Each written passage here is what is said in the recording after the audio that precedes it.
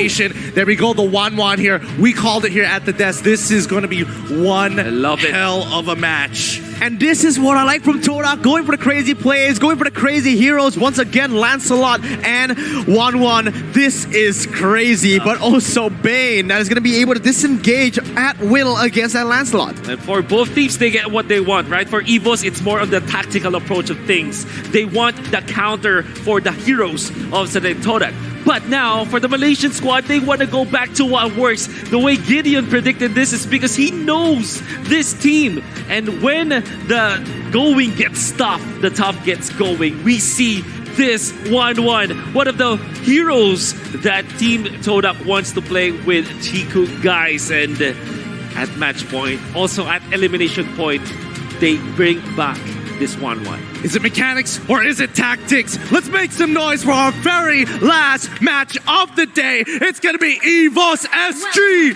versus TODAK here. Oh my goodness, the stakes are so very, very high. This is going to be crazy, man. The pressure is on both of the teams right now to perform, all right? But TODAK, they have their comfort picks. EVOS, they have their comfort picks. This is the best time to show the display of the tactics or the mechanics, like you said. Well, let's find out how they pull out here, because you can already see the early domination from Moon, knowing his hero, making sure that he is utilizing it to push them in. Looks like they want to get full control. Lethal Wanderer, and you can see Chiku, he's on his way. EVOS immediately give it up. Oh.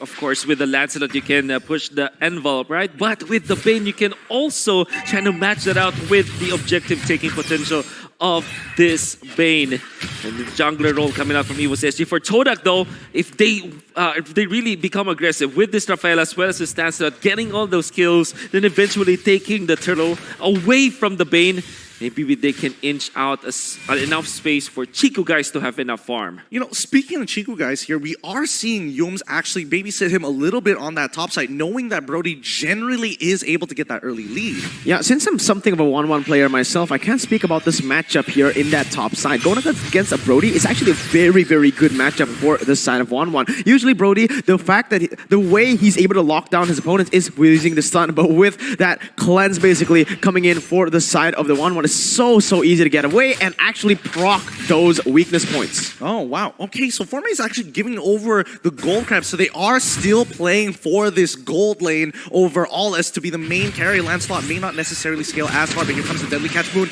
Now in a little bit of trouble. He's not level 4 just yet, but quickly clearing up that lane. He's got the black shoes now, quickly taking it back. Oh boy, talk about mechanics here for the side of TODAK. They really know how to push their limits.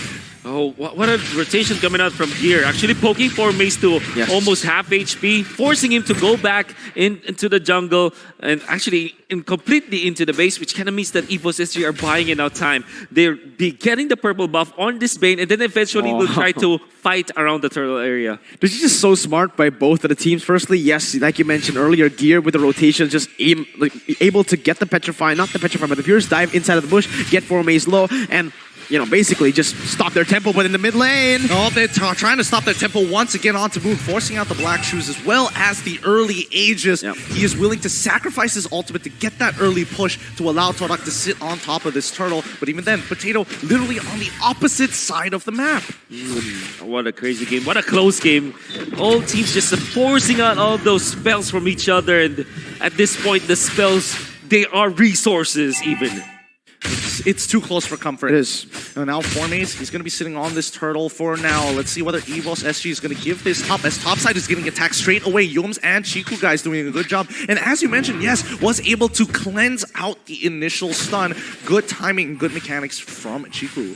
Ooh, already up with the corrosion side, which means that they can naturally fight. This is quite fast for this 1-1. The early rotations from TODAK and early unselfishness coming out from Formace paying off. Yeah, absolutely. The 1-1, you know, the power spike of the 1-1 is something we need to talk about, because this is how Chiku gets so ahead in lane. He doesn't look for fights in the early levels at all. He just avoids every fight. He goes for the farm, and the perfect thing to talk about here is the last hits coming from him. He's just been so lethal on that last hits. Very, very accurate, and that is the reason he's able to collect the corrosion side this early in the game. Now with the corrosion side built, all he needs is the DHS to do more damage, and that's it. That's the power spike. That's when you need to be careful of this 1-1. All right, boys, keep your eyes out for that DHS coming out from Chiku, guys. The rest of the team, they're splitting up the map here, but here we go. Moon against Sayla once again in that 1v1, forcing out that black shoe. Here comes JPL. He's going to say hi, but Formace is very nearby, just in case. Yums feeding Moon that important information to tell him to take that 1v1. At a certain point, then there were like 5 heroes around the mid lane to see how intense this is.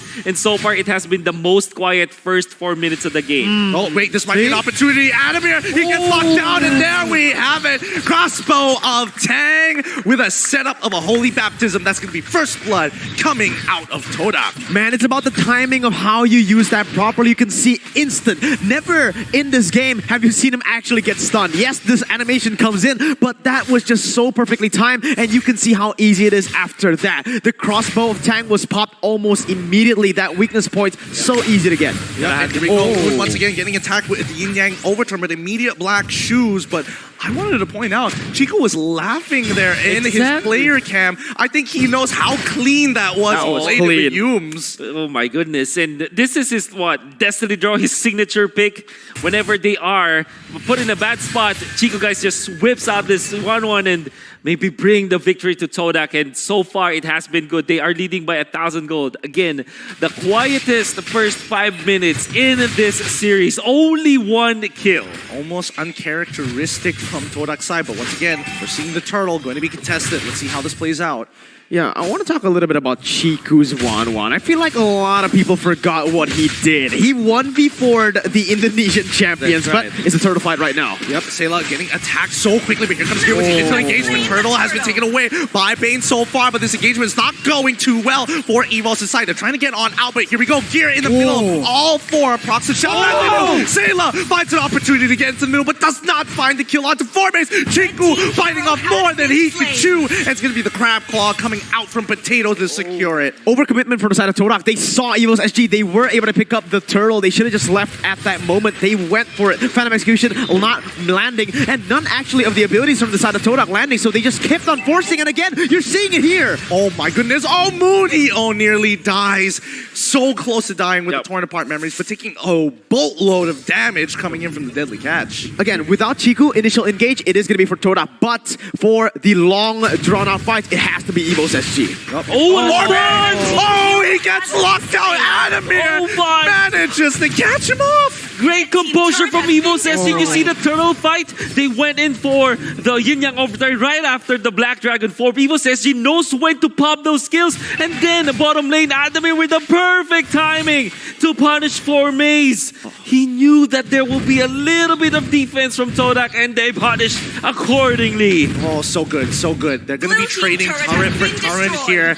This, even though the score is 2-1, the gold lead is so negligible at this point. One of these teams will have to commit, and somebody will get punished. Yums, unfortunately, missing the Holy Baptism. JPL just baiting out the spells. This is insane! Oh my god, just to say that, man. Crazy fights all abroad. Oh, wait, Sayla! He goes down. Formace is able to start, but Momo gets right into the middle of that fight on top of JPL, and now they want to go for more. Formace is committing a circling evil out on Formace with no ultimate. He is stuck in the middle of 2. Even Adamir is trying to zone the boss. Formace knows that he's going to die. He dies, but Chiku goes even further. Crossbow of Tang. Once again, he makes it out, secures a 2-for-1 for the team. Man, honestly, you know, when I play 1-1, I go for the Aegis just for additional sustain, just for additional time in the team fights. But look at this man. He brought that flicker. That flicker was actually able to get him in range for that last weakness point and get the play. So it's a risky play and a risky battle spell to use on this 1-1 for TODAK. But that is Chiku, man. That is Chiku. It's so sick, but now here we go. JPL circling Eagle on top of Chiku, guys. He might be in some trouble. He has to outplay it, but now it's a bit too much. Gira finds the initial knockup, procs the shot residue. Great petrify as EVOS SG replies to their mechanics with just raw power. Oh, that flicker coming out from this JPL Matilda. Coming up big for EVOS SG, finding them a very good kill and also allowing them to defend their turret up top. It's put quite low, but at the same time, they will be able to keep it. Now, in the mid lane, up until the turtle pit, it will be controlled by EVOS SG, but Formace looking for an angle. Yep, circling Eagle on top of Formace. Dodges with the Thorn Rose. those good plays so far, but does still he tries for it. Turtle unfortunately going over to the side of EVOS SG. Formies gets out. Moon will continue to punish JPL. He has no way to go through. Deadly Cat's going to connect, but here he needs to get out of there. It's a 4v3 situation. He doesn't have the numbers, but no, Furious tries right into the middle. Formies now in trouble, goes down to the shot. Residue Gear holds strong for the team, and TODAK forced to back away. Yeah, I was about to say, man, 2 level decrepance.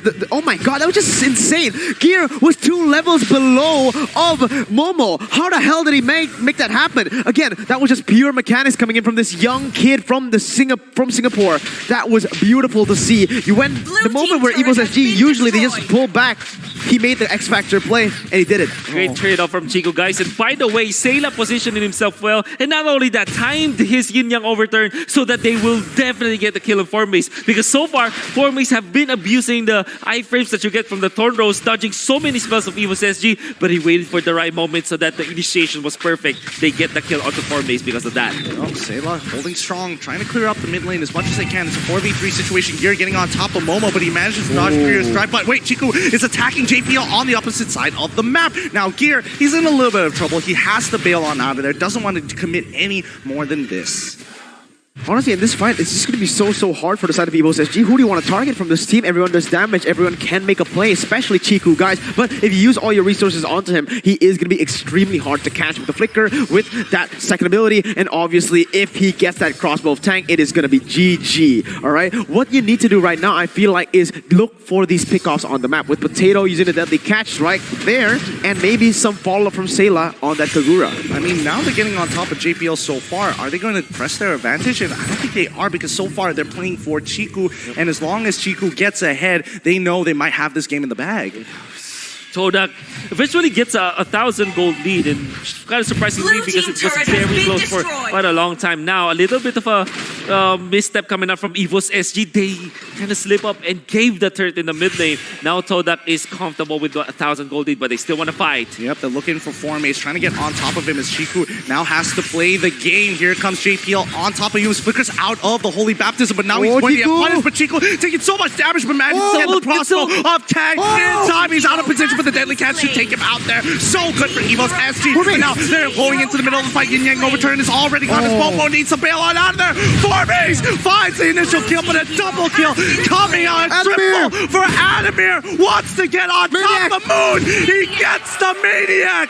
What a turnaround for EVOS SG. Oh my god. Let's take a look at the replay, Wolf. What just happened there? Beautiful by EVOS. And TODAK unfortunately went in one after the other. They did not layer their skills properly, and the dueling punishment coming out from EVOS. They will use the ultimate, the Yin Yang overturn, which is perfectly timed, and they have punished the Lancelot as well. Eventually gets the Maniac on Adamir, the MVP of the MPL from Singapore. My God, he's showing up with this Brody. Mind you guys, this is a first big Brody. Oh, Chiku gets picked off. Sayla has got more than enough damage here, and I feel like that's what it's going to come down to. It's going to come down to gold laner against gold laner at this point. Yeah, I agree. I completely agree with that statement. But the thing is, TODAK right now, Chiku, guys, he had the initial lead, but let's take a look at the items, right? Let's deep dive into it. Very, very greedy from him. All right? Usually, when you get the Corrosion Scythe and that DHS, you instantly want to go for the Wind of Nature because of the nature of the damage coming from everyone in the game. But no, he went for the Wind Talker. He tried to carry his team. With Chiku, guys, we need to understand this. He is I have to say, kind of a greedy player, right? But with that, you need the Wind of Nature so you can make those plays even better. Waste the resources of the enemy members. With the Wind Talker, I'm sorry to say, it's not going to do what you want. Turret has been destroyed. Eventually gets it, but Adamir already first to get the Wind of Nature, which also means that they can man up against TODAK. Eventually, EVOS SG will get the Winter Tension on Potato, maybe on this JPL Matilda.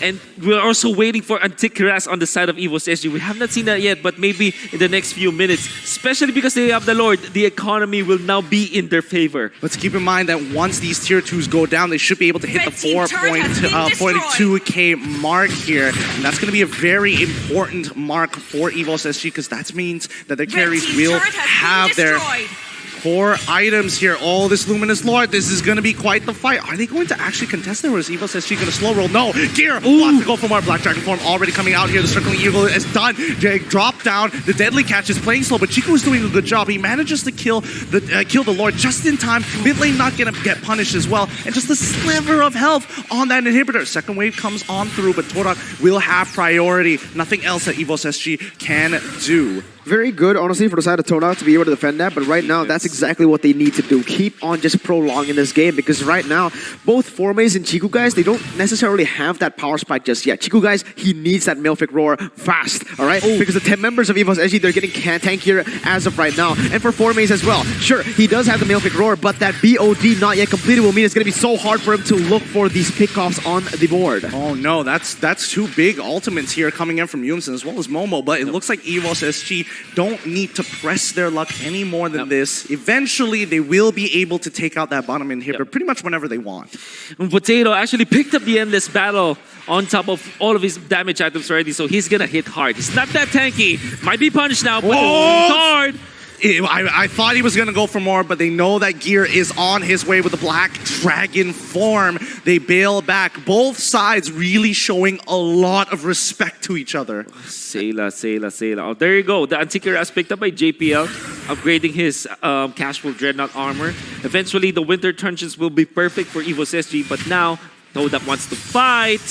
Oh, that's a Holy Baptism already gone. Chico getting some early damage onto JPL, but he doesn't really want to rocket on that target. He wants the bigger fish in the pond here. They're going to rotate down 70 more seconds until Lord.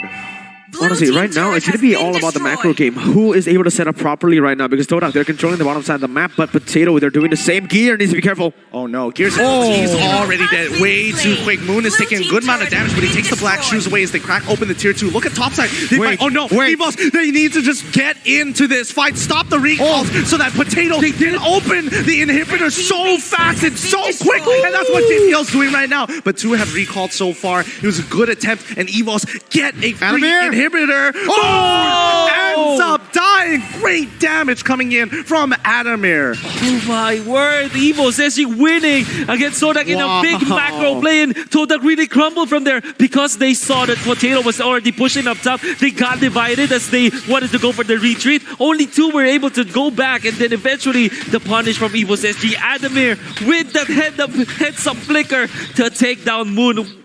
What a great series of events for EVOS SG, and they have taken the lead, not only with the economy, but also with the map control. Did you see what Brody picked up? He picked up a Wind Talker right there. So, very interesting build coming in from EVOS SG as the Lord has spawned, presented to you by TikTok Live. Ladies and gentlemen, this is going to be the huge time for EVOS SG to look for this Lord, because they have pressure on the top side. Lancelot is there. They're going to burst it down. Yep, they're going to try and force this as quickly as possible, but TODAK, they just need to juggle it around. Momo getting in the middle, falling Storm on it. Even Deadly Catch is already out. JPL, he falls out with a mega kill coming on towards Lancelot's side. They don't have a jungler no more. Adamir is able to find his own kill in from Momo's side. Gear gets it to the middle. Matilda unfortunately ends up dying, but they've already got another Luminous Lord.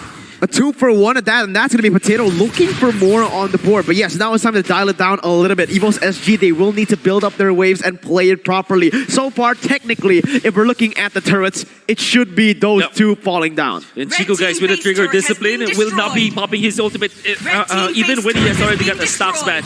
EVOS SG will just easily take out the inhibitor turrets because of the strength of their heroes right now. Oh my goodness! Chiku manages to survive the torn apart memories. And it's just Potato's damage. He knows he is huge, and the same goes for Adamir. No inhibitor turrets. A pushing Lord. No. This is going to come down to one big fight for TODAK. If they need to live here, they somehow have to defend this. EVOS SG, they unintentionally made a mistake here already, not building up 3 waves instantly, but actually killing. Wait, that was a... Use with the play. He kind of froze the lane so that their AoE is going to be great, but here comes the fight. Yep, here it goes, and now EVOS SG once again. Middle Chiku already taking too much damage from Sale with the Yin Yang overturn. He's trying to heal on up, but they're looking to try and end this game. EVOS have done it after years upon years of TODAK oppression. EVOS SG finally come on top and move to the next round. GG